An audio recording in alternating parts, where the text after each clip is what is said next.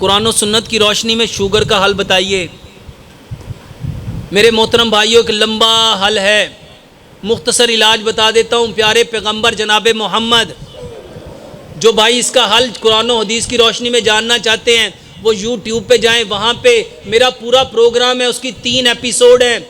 Sugar क्यों होती है भाई डॉक्टर मोहम्मद शराफत अली, उसको देखें, उसमें पूरी तफसील है। 100 ग्राम कलवंजी लो, 100 ग्राम मेथी दाना लो। जो अपनी शुगर को ठीक करना चाहते हैं मेरे मोहतरम भाइयों, 3 महीने 90 दिन ये दवाई इस्तेमाल करो।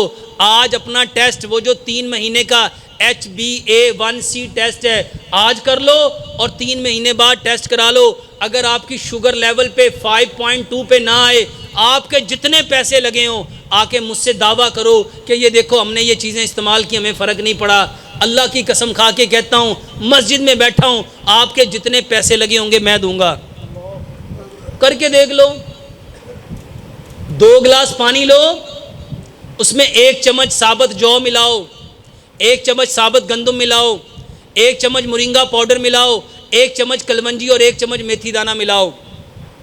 2 बड़े गिलास पानी लो और 25 से 30 पत्ते उसमें पुदीने के मिलाओ।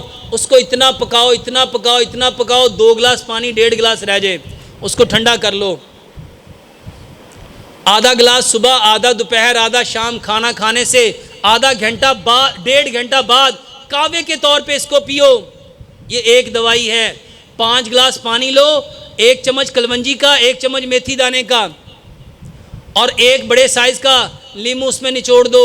उसको इतना पकाओ, इतना पकाओ, 5 गिलास पानी 4.5 गिलास रह जाए। इसमें 4-5 पत्ते सब्ज़ धनिए के, 4-5 पत्ते पुदीने के और 1 इंच का टुकड़ा अदरक का और 4 से 5 इंच का खीरा काट के इसके अंदर डाल दो।